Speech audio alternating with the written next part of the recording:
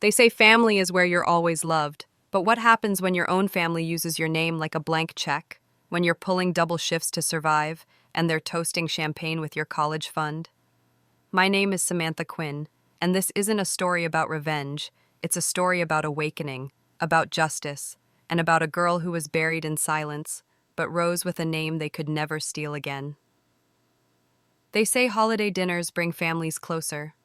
For me that year, it broke us wide open. It was Christmas Eve in Vancouver, snow falling soft outside, fairy lights blinking in synchronized perfection. The Quinn family dinner table was a picture from a magazine: roasted duck glazed in honey orange sauce, linen napkins folded like swans, crystal glasses catching candlelight. And silence, the kind that sparkled just as sharply as the cutlery. I sat between my cousin Alex, who wouldn't stop bragging about his crypto wins, and my mother, who smelled like cinnamon and disappointment. I hadn't said much. What could I say? I'd worked 3 shifts straight at the gas station just to afford a single gift for my niece. My rent was overdue, my fridge was a desert. Still, I smiled. That hollow, well-practiced smile that said, I belong here. But then, Grandma Eileen raised her wine glass, her voice sweet and unassuming. Here's to Samantha, our brave girl, and to your parents for paying off those student loans so she could finally finish college. The glass trembled in my hand. I blinked. What loans? I didn't mean to say it out loud. It slipped, quiet but heavy. Forks froze midair. My mother's hand twitched. Dad dropped his knife. Red wine tilted and spilled across the white tablecloth, like blood blooming on snow. No one moved. Then Uncle Dave laughed, that smug little chuckle. Weren't your loans your responsibility, Sam? The burn of shame hit me like a slap, but not as hard as what came next. Grandma set her glass down, gently, deliberately. Her eyes, suddenly sharp, locked on my mother. I sent you $46,000 every year since Samantha turned 18, she said calmly, each word cutting through the room like a scalpel. My mother whispered, cracked, Mom, please, not now. But Grandma stood, regal, cold. I want everyone to hear this, she turned to me. Her voice was steel wrapped in silk. They used that money for Alex's engagement party in Prague, for Brian's new SUV, and for your sister's wellness retreat in Costa Rica. My world tilted. I felt the air drain from my lungs, but I didn't cry. I just nodded. And then I stood, legs shaking, heart splintered wide open. Thank you, I said, my voice steadier than I expected, for finally saying what I've always known. I turned to leave. No coat, no goodbye. Just me, walking out into the snow, past the wreath-covered door of the house where they celebrated everything, except me. The cold wind outside felt warmer than the air in that room. They thought they'd broken me, but all they did was wake me up. The door stuck like it always did. I shoved it with my shoulder, the wood groaning against the frame, and stepped inside. No tree, no music, just the low hum of the mini-fridge and the distant clatter of someone yelling 3 floors down. My apartment smelled like old takeout and cheap detergent. It was a studio barely big enough for one dream, let alone the life I thought I'd be living by 25. I dropped my bag by the door, kicked off my boots, and stood there, frozen. I hadn't said a word since walking out of that house. Didn't call anyone, didn't cry. Instead, I walked straight from the dinner table to the bus stop, past rows of glowing homes that looked like the Christmas cards I used to draw as a kid. Except back then, I believed those drawings might come true. Back then, I thought I mattered. Now I was standing in a dark apartment I could barely afford, knowing my name had been used like a credit card for someone else's luxury. I sank onto the thin mattress tucked in the corner, still wearing my coat, still hearing Grandma's voice echo in my head. They used that money for Alex's engagement party, for Brian's SUV. $46,000 every year, for 6 years, $276,000, gone. Used to fuel a life I never got to live. I remembered the phone call I made at 19. Tuition had gone up. My scholarship didn't cover the increase. I was short by $3,400. I called my mom sobbing, terrified, embarrassed. Her voice had been calm, almost bored. Maybe college just isn't for everyone, Sam. That night, I packed up my dorm room and took the red eye back to Vancouver.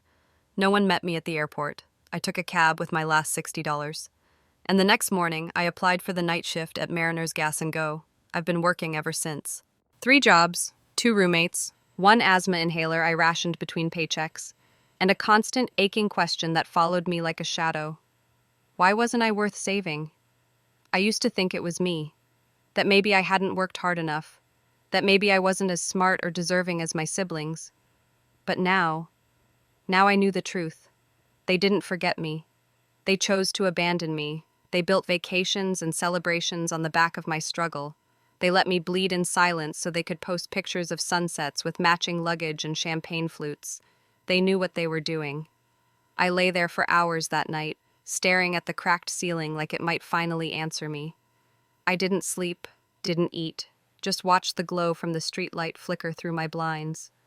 And somewhere between 3 a.m. and whatever came after, something shifted. I wasn't crying, I wasn't begging, I was burning.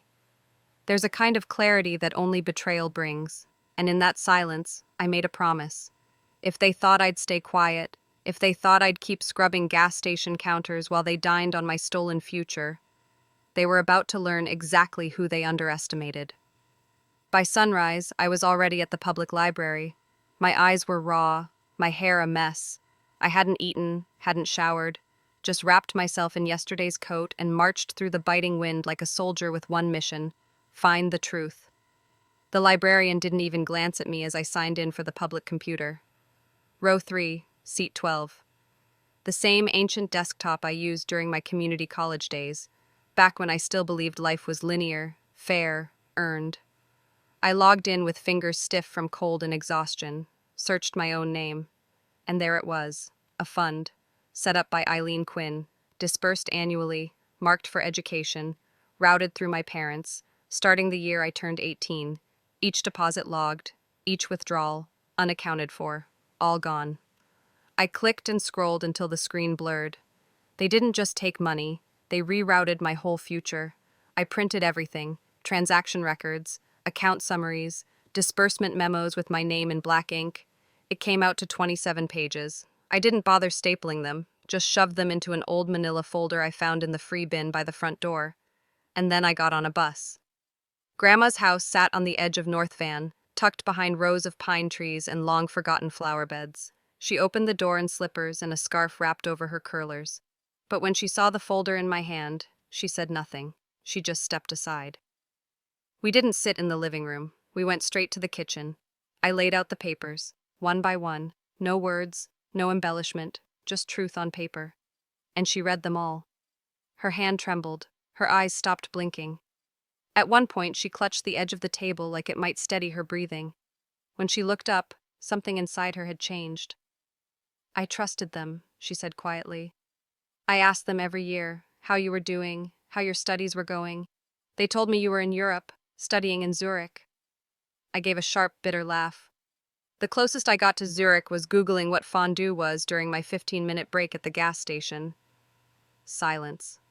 Then something sparked behind her eyes. A fire I hadn't seen since I was a kid, and she fought with the school board to get me into the gifted program. Grandma stood, slow, purposeful. She left the room without a word. I heard the bedroom drawers open, the closet door slide, a suitcase unzip. When she returned, she wasn't in her slippers anymore. She was in her black wool coat, lips pressed tight, hair pinned back, and fury radiating off her like steam off pavement. "Come on," she said. "Where are we going?" "To the bank." At the branch, she didn't request a teller. She demanded the branch manager. We sat in a glass-walled office, the city buzzing just outside the window, and Grandma laid out the folder like it was evidence in a courtroom. "This is fraud," she said, calm, measured, deadly. "They used my money, lied to my face, stole my granddaughter's future." The manager stammered. "This is serious." "Good," Grandma said, "because we're just getting started."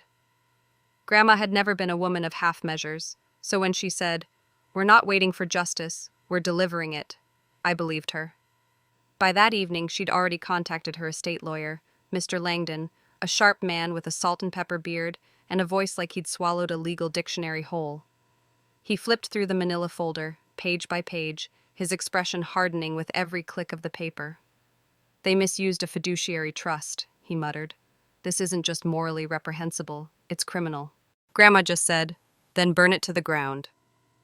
3 days later, the official notices were being prepared. Restitution, legal action, frozen accounts, everything would be served through the courts.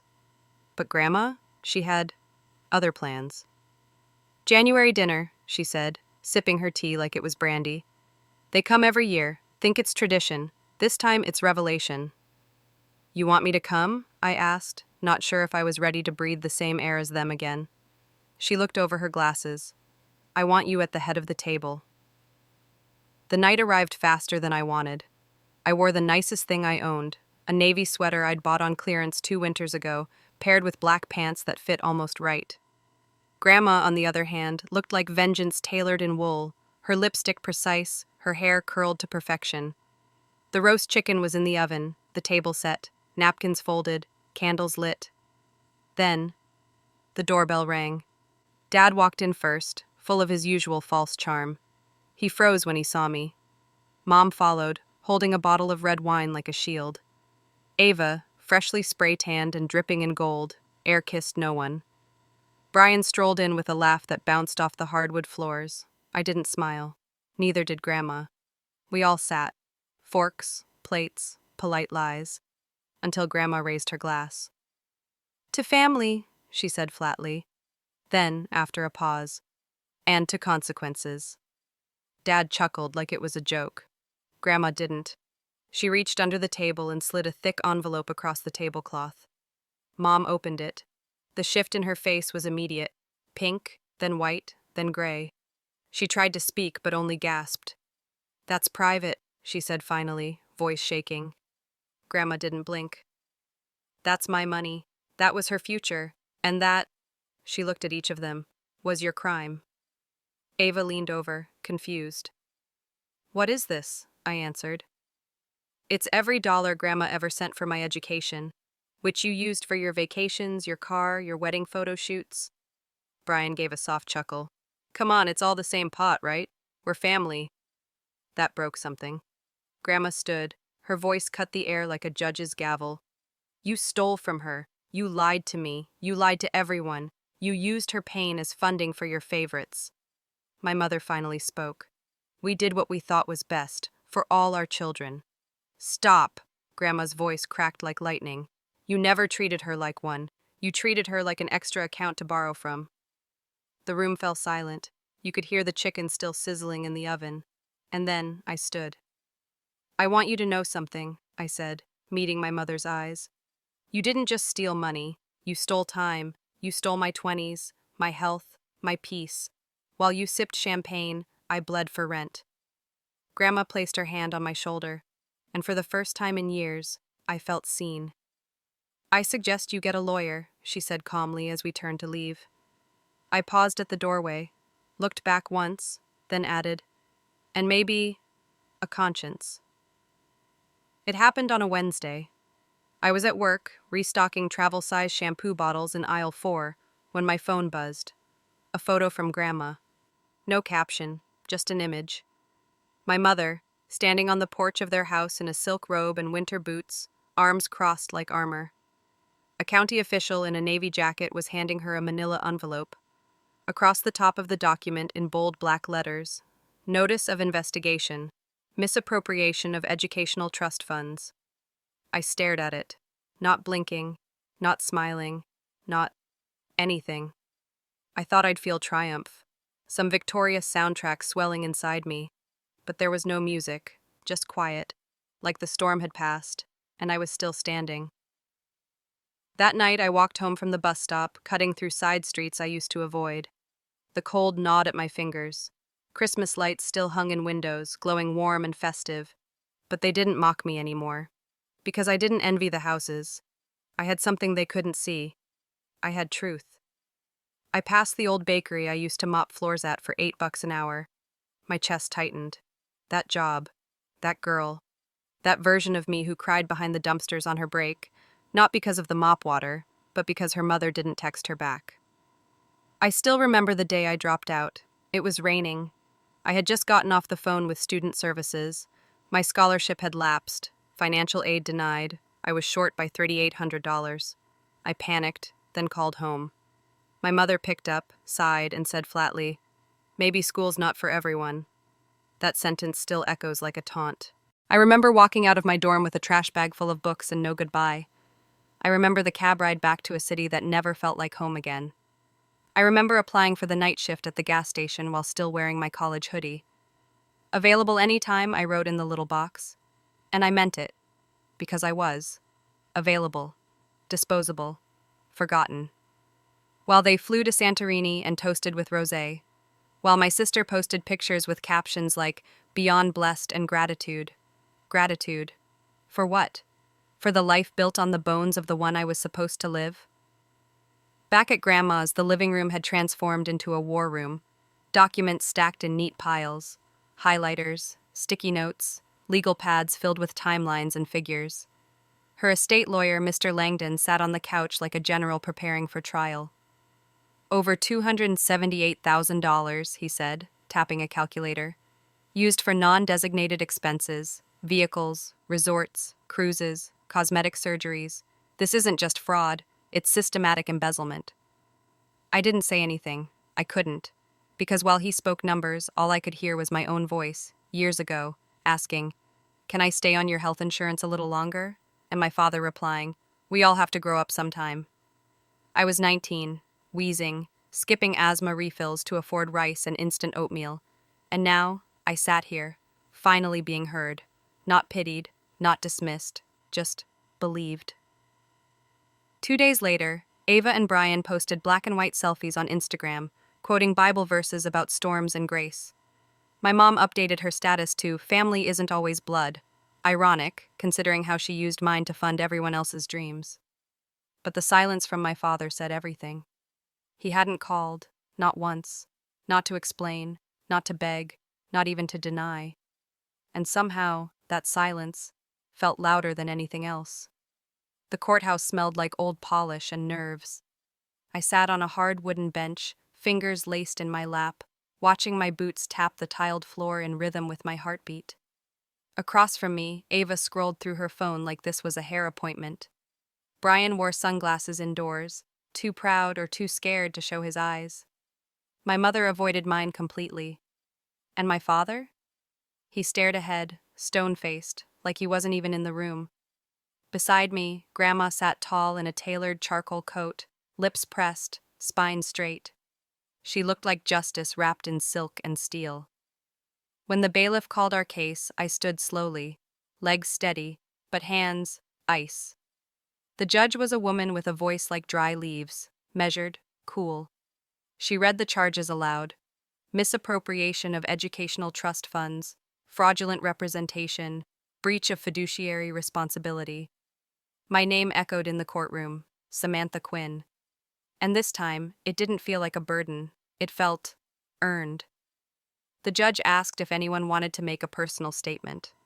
I hadn't planned on speaking. But something in me rose. I stood and walked to the podium, each step echoing like thunder in my chest. My mouth went dry, but my voice didn't shake. I dropped out of college because I couldn't afford to stay. I worked 16-hour shifts, ate rice and drank tap water, skipped doctor visits because I couldn't afford copays. I paused, looked at my mother, then my father. I begged them for help. My breath hitched. They said nothing. While they were booking hotels in Paris, I was sharing a twin mattress in a basement with 2 other girls and a leaky ceiling. While they were buying cars, I was rationing asthma medication. The room was silent.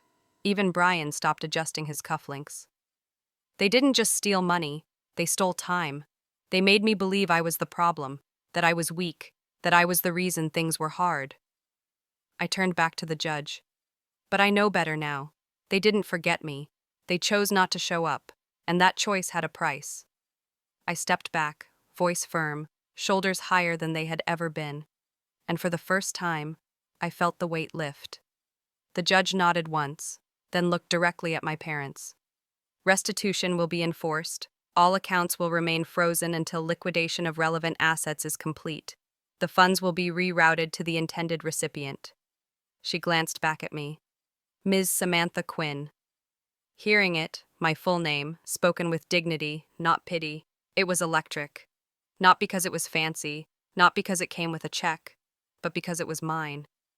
I had earned that name through every broken night, every ignored plea, every silent scream behind a gas station bathroom door. It no longer belonged to them. Outside the courtroom, cameras flashed. Reporters shouted questions. I didn't answer. I didn't need to. Because the moment I stepped onto the steps of that courthouse, I didn't feel like the forgotten daughter anymore. I felt like the storm they tried to silence, now moving with purpose. 3 months later, I opened the door to my new apartment. It was small, 1 bedroom, 1 bathroom, with chipped tile in the kitchen and a view of a gas station. But it was mine. The rent was paid. The fridge was full. The lights worked when I flipped the switch. And for the first time in years, I wasn't apologizing to the silence. I stood in the middle of the room, the hardwood creaking under my boots, and let the moment wash over me. No threats of eviction, no roommate's dishes in the sink, no letters taped to the door asking for rent. Just air. Clean, unborrowed air. On the table sat a white envelope with my name printed neatly in the corner. Inside was a check, $143,500, the restitution, finalized. I hadn't touched it yet.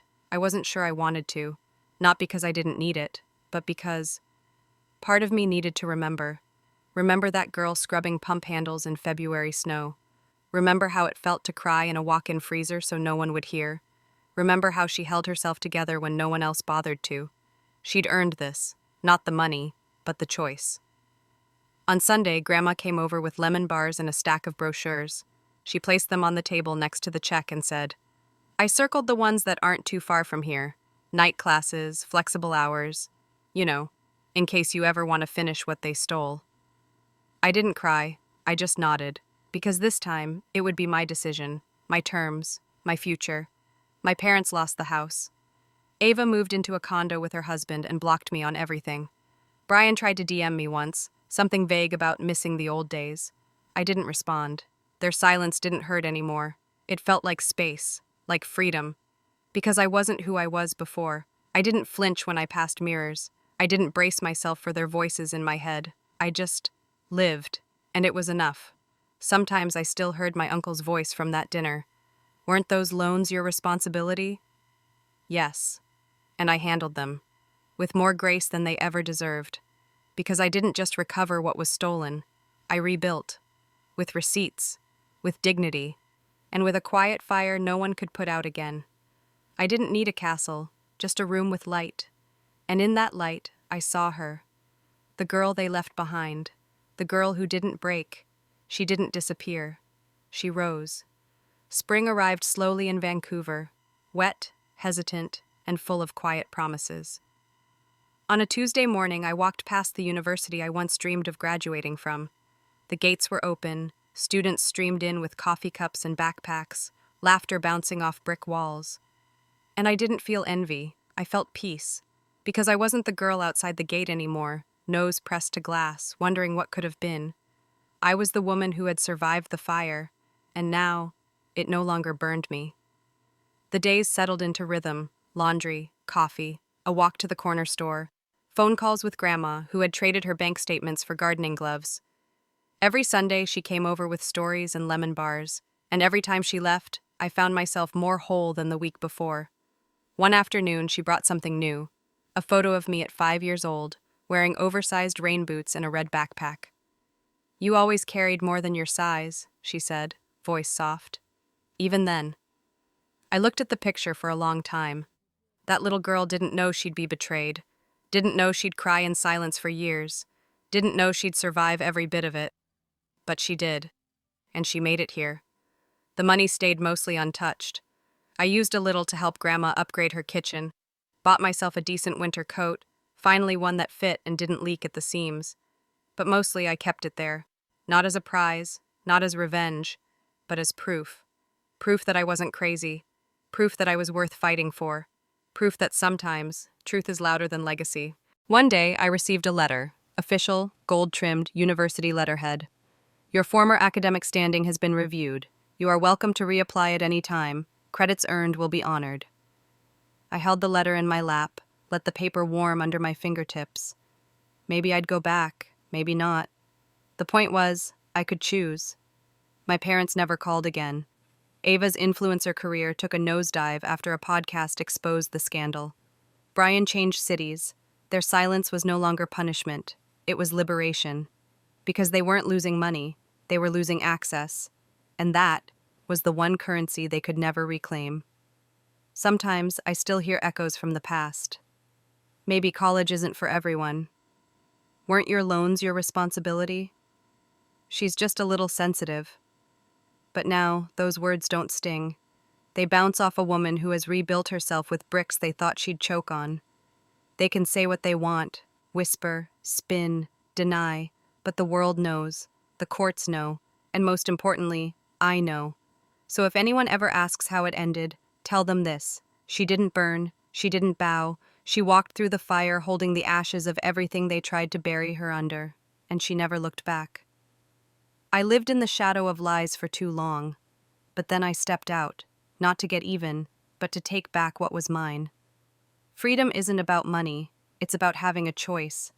They couldn't return the years they stole, but I reclaimed my dignity. So if you've ever been betrayed by the people who were supposed to protect you, remember this: justice doesn't always come with a bang. Sometimes, it looks like survival, with receipts. If this story spoke to you, hit like, subscribe, and share it with someone who needs strength right now, because maybe they're living their own version of Samantha's story.